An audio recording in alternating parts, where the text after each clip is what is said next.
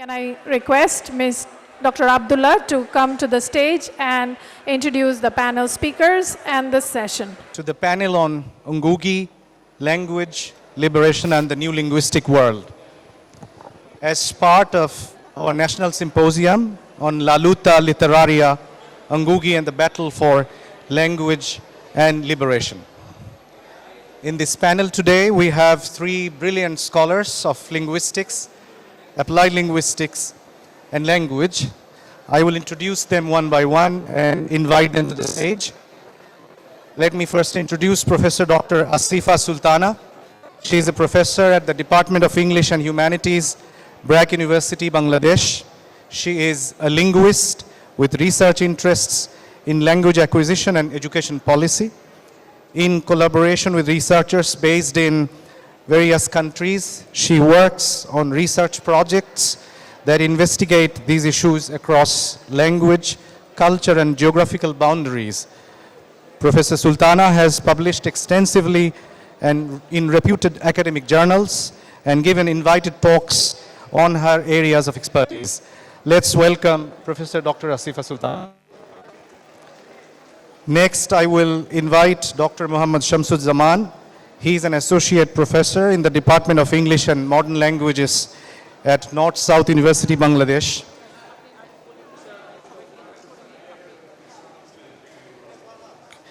Okay, I will invite Dr. Shamsuzzaman and Dr. Abu Saleh Muhammad Rafi to the stage, please.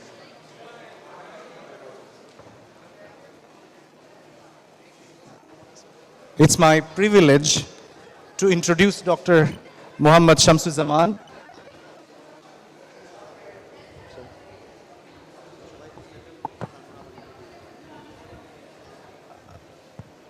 Okay, I've been suggested to wait a bit more so that the audience can settle down.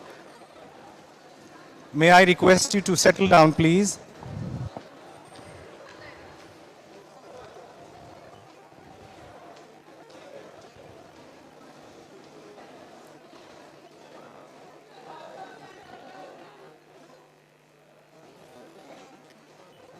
I think we can start.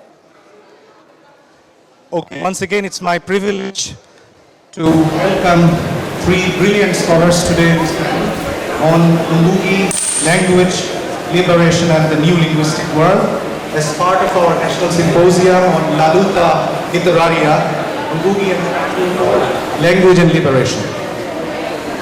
Let me introduce Professor Sultana first. Professor Dr. ASIFA Sultana is a professor at the Department of English and Humanities, BRAC University, Bangladesh. She is a linguist with research interests in language acquisition and education policy. In collaboration with researchers based in various countries, she works that investigate these issues across language, culture, and geographical boundaries. Professor Sultana has published extensively in reputed academic journals and even invited on her area of expertise. Next, we have Dr. Shamsuzzaman, who is an associate professor of English and Modern Languages. He earned a PhD in education from the University of Canterbury, New Zealand, and two MA degrees in English studies, one from Bangladesh and another from the USA. Dr. Shamsuzzaman's research interests include second language writing, second language acquisition and development, and neurolinguistics. Next we have Dr. Saleh Muhammad Rafi. Dr. Rafi is an associate professor at the University of Liberal Arts, Bangladesh, that's our place here, and senior research fellow on a national project funded by the Australian Research Council and run by the University of Melbourne, the University of South Australia, and the University of New England. He is also an incoming fellow at the University of Groningen, Netherlands. Dr. Rafi has published widely on translanguaging pedagogies in top journals, co-edited two special issues, and delivered talks at the University of Witwatersrand, China, Three Gorges University, McGill, and Buriram Rajabhat University, Thailand. His forthcoming publications include a Routledge Handbook on Professional Learning and a critical article on Bangladesh's ELT conundrum in English today.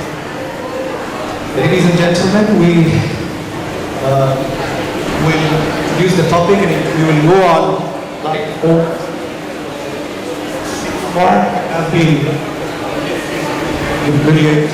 We are privileged to have many great professors here among us. Many are our teachers. So we have been listening to them about Ngũgĩ wa Thiong'o, a legendary African author, novelist, critical essayist, critical theorist, playwright, poet. I think we can add many more. So the question I know among our students is common, why language, in connection with Ngũgĩ. So generally we think Ngũgĩ wa Thiong'o and these topics are related to literature and postcolonial studies. But of course, even if you look at the titles of the symposium, that's language, liberation. And even the panel, this panel is about language and liberation, the new linguistic world. And this is what Ngũgĩ fought, throughout his life for language. What language? Language of expression, language of literary expression, language to express their very local, very indigenous themes, indigenous imagination he wanted to preserve. And we are always in a crisis. Of course, we know about Ngũgĩ's travel. It's like a crisscross travel. At the beginning, Ngũgĩ started writing in English himself. During his time in the UK, I think at the University of Leeds. He published his very first novel, Wizard of the Crow. I think it's something else. Sorry, Weep Not Child. Okay. So that he published in English. Later, in 1986, through his essay, Decolonizing the Mind, he kind of openly declared, he stopped writing in English and he started using his indigenous, his own language, Kikuyu, for all kinds of his expression. Oral expression, his written expression, in everything. Then again, by his own novel that he published, he translated into English, Wizard of the Crow, he returned to English. So the question is whether he repudiated his own stance against the hegemony of English. Of course not. So that's our query. Why he started writing in English, he stopped writing in English, then he returned to English, he accepted English. We may explain it in terms of his, say, whether he compromised his stance, or whether it was part of his job because he returned, he came to America, the US for a job. So there can be lots of explanation. We will deal with them. Okay, and then, of course, when we think about his legacy, decolonizing the mind, we think about the liberating possibilities. And as academics of linguistics and applied linguistics, we will see the liberating possibilities through language education, and applied linguistics. So I will go to Professor Sultana first, with your points.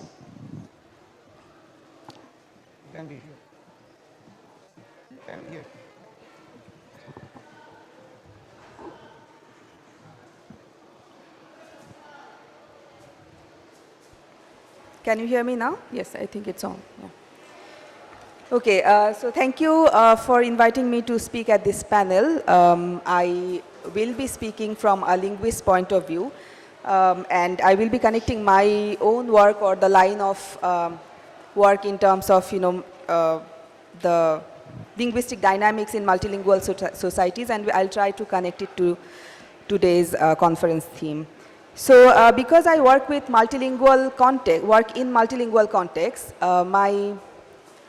I closely observe the linguistic dynamics and the internal hierarchy and dominance that there may be. So much of the discussion that we have in academia regarding linguistic justice, identity, and linguistic human rights, all of this is closely connected to what Ngũgĩ talked about in his ideas on language and colonization. He viewed language not as a mere tool of communication, but as a mechanism that channelizes the ideologies of the powerful, channelizes the ideologies of the colonizers. As we know, it is from these views that he chose to write in his mother tongue after writing for many years in English. So Ngũgĩ wa Thiong'o is celebrated for upholding the African languages and identities, as opposed to carrying forward a tool of European dominance. If we go back to the African history of independence of different African nations, when these nations were claiming their independence in 1950s and 60s, one of the problems that they came up with was that after long years of European colonization, it was very difficult for them to, or they found it difficult to actually find official languages that could actually be used for state functions. So most of the African nations at that point chose one of the European languages as their official languages. It was some sort of a pragmatic choice that they made. Now, in this case, I would like to highlight the case of Tanzania, because they were different, and they promoted one of their local languages, Swahili, and they were, at that point, they were the only people who actually declared a national language as opposed to having just official languages. So Tanzania took up a nation-building process focusing on national identity around this language, Swahili, much like what happened in Bangladesh after our independence. Swahili was made the national language, and it was promoted through educational policies, work opportunities, and everything that is actually needed to give a special status to a particular language. Now, today, Swahili is also a national language in Kenya, which was not the case when Kenya was getting the independence. It is also one of the official languages in many African countries. Now, while the language of mother tongue for a large group of people, while Swahili is actually the mother tongue of a large group of people in the Eastern African countries, it also has a large group of speakers across Africa where Swahili is spoken as a second language. Swahili is also embraced by many, Swahili is embraced by many in terms of a language that upholds the African identity, a pan-African identity. So Swahili is also termed as a lingua franca in academia, where different dynamics between languages in African countries, when that is investigated. And it is also upheld as a language that can be seen as a response to one of the languages, one of the European languages that they were trying to respond to. So while a strong presence of the language, while the language has a strong presence in business communication, education, or even in popular culture, so Swahili as a language that seems to have a presence in all these important domains, it clearly can be seen as a language that has the profit associated with language, because it is associated with many different opportunities of modern life. Swahili also stands for the African pride. So it seems to be a very good blend of pride and profit that is often discussed when we talk about language. Now, in a way, Swahili came up, Swahili was promoted, and in a way it was successful, especially in Tanzania, in a similar way that we have in Bangladesh. However, what makes the situation more complex is that we are referring to Tanzania or Bangladesh, which we often refer to them as, or think of them as, monolingual country, but they are not, as most countries are, as most countries are also multilingual. So when a language like this is chosen as a response to a linguistic dominance or hierarchy, there is a tendency that a similar hierarchy is created within the local context. So while the dominant languages are widely celebrated, in a way it is widely celebrated in region. If you, again, I refer to the context of Bangladesh and Bangla, a critical look into the linguistic dynamics show that other languages are minoritized by these local languages, these dominant local languages. So once they were promoted as a response to a hierarchy or a dominance that came from the colonizers, but when they were promoted, they actually replicated the same hierarchy or a similar hierarchy within their local context. So linguists who investigate patterns of language shift, meaning that what is the trend of, what are the choices, linguistic choices people are making, especially across generations, where are these languages heading? People who study these kinds of shifts, they report today that these small local languages are being pushed towards the dominant global languages like English, or in some contexts maybe Spanish or French, etc. But also there is a strong trend that these languages, these speech communities, small speech communities, are also being pushed towards taking up the dominant local languages. So the shift, for example, in the context of Bangladesh, there is a certain shift towards English, but there is also a certain shift towards Bangla. So the indigenous communities and their children are not really picking up the home language, the language that used to be, once used to be the home language. This is also not the home language anymore. So there is a shift not only, so we are often concerned about the global languages and how they are dominating the other languages, but there is also other hierarchies that are there within the local context. So a new hierarchy emerges also within linguistic contexts beyond these global and dominant local languages. For example, if you look at the languages that are spoken in the Chittagong Hill Tracts or North Bengal, these are all multilingual hotspots. So there also there are these hierarchies within themselves. For example, in CHT, there is a Chakma dominance. So even if there are 15 or 20 speech communities there, the smaller ones will have to align with the bigger language communities. So what I am trying to say is that, of course, there is a hierarchy that comes from our colonial past, but there are also, we are in the process of creating a response, we are also creating our own hierarchy. So to come back, and I will finish now, to come back to Ngũgĩ's idea of decolonizing the mind through language, while we probably have found or created some weapons to tackle languages of the colonizers through, let's say, Swahili or Bangla, linguistic justice has not been achieved. New levels of hierarchy have been created, which still puts people through the same discrimination or, let's say, similar problems that Ngũgĩ once wrote about. Now, this brings us to the title of the conference that says that the struggles seem to continue. Thank you.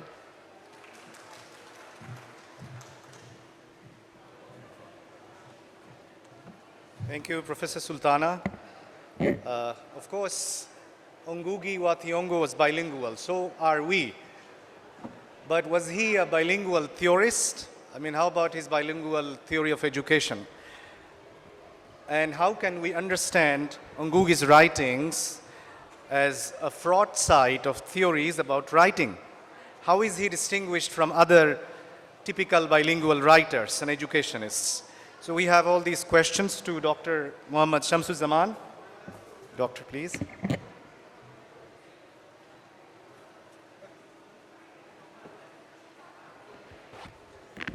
Okay, thank you. And then, okay, so generally we tend to consider that Ngũgĩ is a bilingual writer, but then bilingualism does not define a writer, because writing happens beyond language. Writing, like when it comes to bilingualism, trilingualism, monolingualism, it is more related to spoken language. But we often say that a native speaker, but we never say that a native writer, because there's no such thing as native writer. The reason is that the way we speak we don't write exactly the same way. Writing requires different kind of language, different brand of language. That is the metropolitan version of language, the refined version, the sophisticated version, the elitist version of language, which is no one's first language. Okay, so it's an artificial language, and it's a learned, the capital. So if you do not know how to write, then despite being a default speaker of a specific language, you cannot write. Okay, so when we are saying bilingual writer, it's a problematic level. But then some writers, some post-colonial scholar writers cannot get rid of that level. For example, Said was one of those writers, and Said was saying in his memoir, autobiography, he said that, he's one of those intellectual icons, but he said that in English, I write with almost but never. You think of his word, almost but never native-like fluency, okay? Because that mental baggage was there.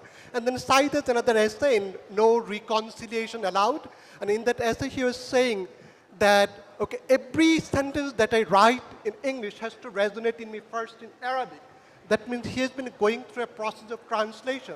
And so the Eva Hoffman seems to have been very focused on that, because she has a book, and the title of the book is Lost in Translation. You think of the word, lost in translation. Her story goes like that. When she was 13 and a half, her family migrated from Poland to Canada, and then from Canada she went to the US, and she had a PhD from Harvard. Then he started teaching in the US. She was a scholar. And then he wrote a book, her memoir, autobiography, that is Lost in Translation. And she said that, the language subsequently learned cannot be used to express your innermost thought. And in order for you to be authentic with your language, with your thought, you need to have, she said, that you need to have, she said, interior language. Okay? And then interior language is not, the first language or second language that you carry. And perhaps the worst case, or I said that the most dramatic case with second language writing and second language writer is Jhumpa Lahiri. And Jhumpa Lahiri, she was born in the UK when she was in 1968, and then when she was 2, her family migrated from the UK to the US, and she became a writer. She won the Pulitzer Prize.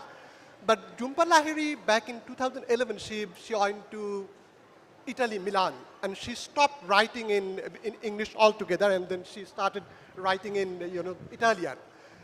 Then she wrote an essay in Italian. The title of the essay is "Teach Yourself Some Italian." And in that essay, she was saying that I cannot deal with the wrenching frustration of not knowing the language. She was talking about English, okay? Then she said that English is much like a locked gate to me. I can see in, but I can get inside.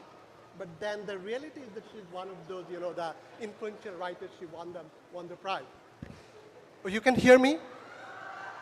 Can you hear me? Okay. But then another character, even Nabokov, Vladimir Nabokov. Nabokov had the same kind of tension there. Like Nabokov, in his Paris Review interview, Nabokov was saying that when I shifted from Russian to English, I lost my domestic vocabulary. Like I no longer have the same kind of appreciation and capacity to there. And then being it's so practical psychology, and the psychology problem is once the second language right, always the second language. The psychological language. But with Ngũgĩ, that text was there, but then it's slightly different. He was talking about the book. Talking about pure theory and becoming creative and becoming experimental with the limited resource available. So because he went to the post-colonial period when he started to write in his first language, and then rapidly discovered the language of power. First language, and then he started writing English. And eventually, he discovered that he's becoming famous all over the world. And he is not becoming famous to the people who spoke his language, to the British But then eventually what he did, he started translating his own work again in English. You see, he was equally fluent in two languages. So why this has been the case? Then how can somebody become equally fluent? Because some of the writing theories, one of those primary and primal writing theories that writing is not language or linguistic per se. Writing is cognitive, metacognitive, or writing is deep thinking. If you can think deeply, you can write it. You can write it because any thought is available to language. William Zinsser, there's another scholar for writing, and he said that if problem with writing is problem with thinking, because if you can think it, you can write it, because every thought is amenable to language. But with Ngũgĩ, what is most fascinating for me is that he perhaps excelled in all the genres of writing. He wrote poetry, he wrote short stories, he wrote novels, he wrote essays. But then he said that in his Paris Review interview, then writing doesn't come to me as essays or stories or short stories. Like, I always think in stories. Okay? It's not that I'm becoming thoughtful or I'm trying to write an essay. But then he said that I always think of in terms of the maps and images and short stories. So it's like he is essentially, I should say, somebody who thought beyond language to start writing, because he was a deep thinker, and at the same time, he renewed one of those theories, like Helen Sord was talking about what is the best writing theories. He said that writing that touches and transforms. And what basically transforms us? Story transforms us. You said story like transforms us. Then he used to write all his, stories, all his writing in a form of story. And then he was talking about literature, but then literature was not his main term. He was talking about orature. Orature means the oral literature that they find in African culture, like stories, riddles, poems, and then epics and all these things. So he started from there. Like when it comes to when I'm trying to situate his writing, his work in the context of composition theory, I find some of the relevance. Like one of those theories is that when it comes to writing is not cognitive or thinking. Writing is metacognitive or deep thinking. He's a deep thinker. Okay, then second theory that I find is that writing is not linguistic. Writing is metalinguistic. That means you need the sophisticated version, the most sophisticated version of language. And the third thing that I find, writing is not strategic. Writing is meta-strategic. You find and explore, the different kinds of models everywhere, and then when you get down to writing, you come up with your own model. You create your own model. That means writing is kind of meta-modeling. But then another thing which is fascinating to me and that I find very common with George Orwell. George Orwell has an essay, the Why I Write, and in that essay he was talking about one of the things is that where is writing for George Orwell come from? It comes from, he said that I have a literary childhood. Literary childhood. That means he used to read a lot right from the very beginning. So even though his first language, Ukuyu, did not have any tradition of writing. But then since he was immersed in a very, I should say, enriched source of oral language, he used to have a literacy childhood. And then in the post-colonial context, how we relate his work, I think he was talking about in order to liberate people, the first site of address, the thing that we need to address is language, okay? It is language, because no talk of decolonization begins until we start to address the issue of language. I think we perhaps need to come back to our language as Ngũgĩ did. Okay, thank you very much. Thank you, Dr. Shamsuzzaman. So now it's time to bring the whole question more down to our reality. Of course, we are using the very language of colonization. That was the same question raised by Ngũgĩ wa Thiong'o. And we can also think of writing back in that very language to remake English, like we are concerned about world Englishes today. Even when we think about world Englishes, the question is, aren't we still enriching that the same language. How about our indigenous languages? So how can we deal with this whole situation? As academics in the field of language, linguistics and applied linguistics, how should we engage with the global hegemony of English, and what are our responsibilities in challenging its dominance? We also may pose the questions like what are the implications of bilingual education and translanguaging for decolonizing language practices, language education practices, and how can these strategies be integrated into our curricula to foster linguistic diversity? We will go to Dr. Rafi Saleh. Please. Thank you very much. Thank you very much, Dr. Abdullah. So you posed two questions. So before answering to your questions, I'd like to tell a bit about my positionality. I'm a critical applied linguist. I also consider myself as an educational linguist. I do public scholarship. I promote public pedagogy. So my talk will be less theory-driven. I'll try to talk in layman's language so that I can reach to you. Now, responding to your first question, as scholars of language, linguistics, and applied linguistics, especially when we are housed in the colonial English department, we find ourselves in a strange position.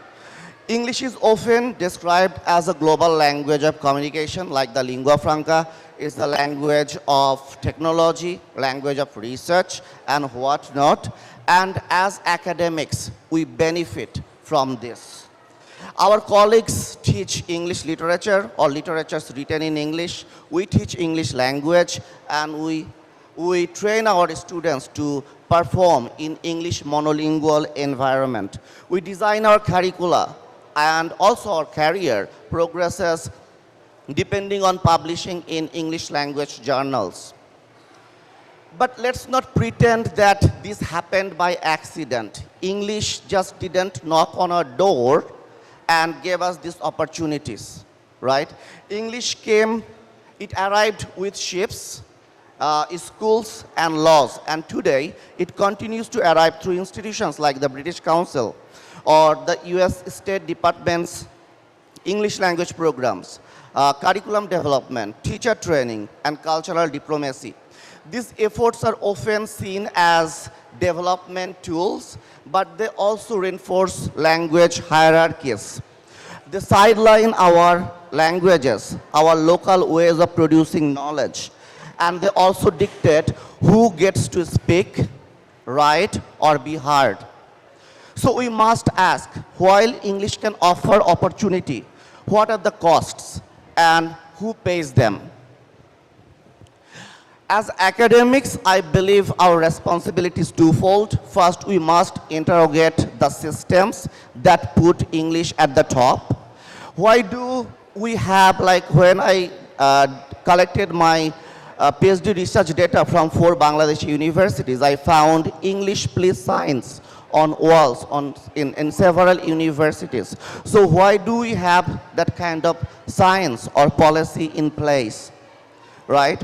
And then again, one of my student participants in one of the studies published in a top 2% journal of applied linguistics, he said, যখন আমি ভার্সিটিতে আসলাম আমার কাছে মনে হচ্ছে সম্পূর্ণ একটা নতুন দুনিয়াতে আসলাম এখানে সবকিছু ইংলিশে হয় So why do we create that kind of English monolingual environment for our students and require them to act like English monolingual while in reality they are multilingual, right? And then again, why our top journals are exclusively only in English? Why don't we take research seriously when they are written in non-English languages? And another serious question, even after 54 years of independence of Bangladesh, why we are still consider ourselves as consumers of Western theories and apply those theories instead of generating our own theories. So I think these questions are not only linguistics questions, these questions are about power, access, legitimacy.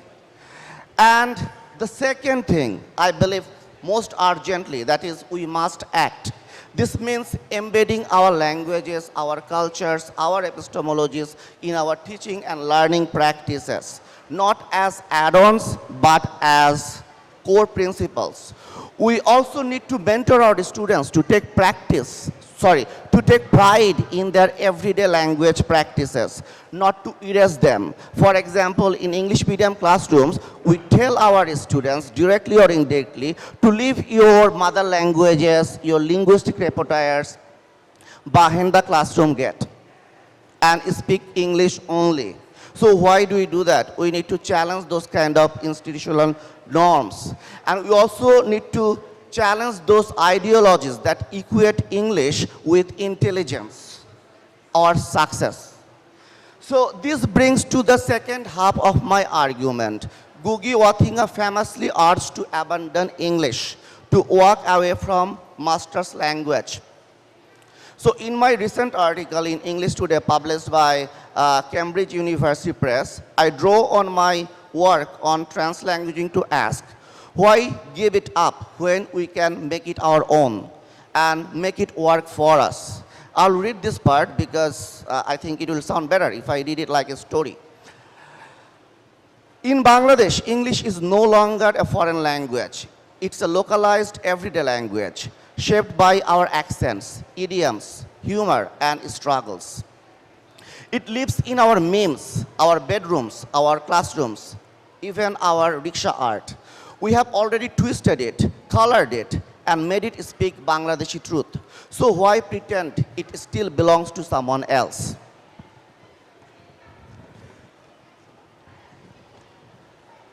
Rather than chasing native speaker approval, let's own English, manipulate it, remix it, blend it to our own cultural will. Let's develop a confident, unapologetic Bangladeshi English. This is not linguistic betrayal, it's a strategic subversion. In our hands, English stops being the colonizer's weapon and becomes our tool of resistance, a language that works for us, not on us. So to wrap up, we should not aim just describing linguistic inequalities, discrimination, and all. We should work to transform it. As educators and researchers, we are in a position to shape the language politics of our institutions. We can make our institution more inclusive, more just, and more open to the full range of human expressions, especially the ones that come from our streets, tongues, and truth. So to answer the second question, what are the implications for bilingual education and translanguaging, right? I think the implications are important, but as a translanguaging scholar, I see the benefits of bilingual education. The idea is simple. You have your mother language, then you add another language to that. And this is how our Bangla medium school performs. So we call it additive bilingualism. The opposite is subtractive bilingualism, the way English medium schools perform. They focus on English and leave Bangla behind, right? So I would argue that bilingual education still works under the framework of colonial language hierarchies, because when you promote bilingual students, yes, our Bangladeshi students will learn Bangla. And what other languages will they learn? Probably English, French, German, the powerful colonial languages. Will they learn Marma or Chakma? No. So here translanguaging provides a deeper decolonial intervention. It reimagines languages. It builds on in students' entire linguistic repertoire.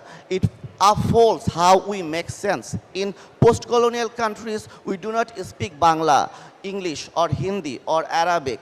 Our languages are not neatly separated in separate boxes. We mix language, we exploit them, we repurpose them. Translanguaging upholds these authentic linguistic practices, and the scholarship, as translanguaging scholars, we welcome all those linguistic practices in the classroom strategically to design our pedagogy, right? So when you take translanguaging as a teacher, you develop a stance. The stance is that your translanguaging, your bilingual repertoire, the entire linguistic repertoire, it's a resource. Okay, like the traditional language policies, those are monolingual or bilingual, very much subtractive. But in terms of translanguaging, we believe that language lives in our body, in our mouth. Language is not handicapped by some external standard, some grammar structure. Language is way beyond that.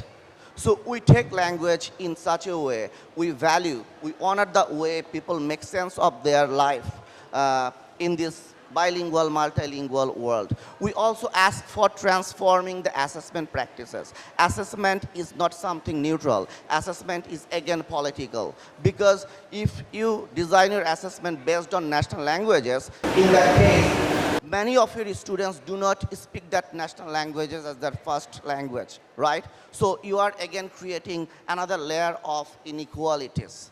And it's interesting, I would like to present a finding from one of my studies, like when I was interviewing teachers from STEMs, like science, technology, engineering faculties in English medium private universities. So they said something interesting, that is, in private universities, we all are English language teachers, regardless of our PhDs, research and everything, because we are continuously editing the language of our students. And in some private universities, like there's a particular course called Bangladeshi History and Politics, something like that. But the assessment of the subject is also conducted in English, whereas the subject has no connection to English language.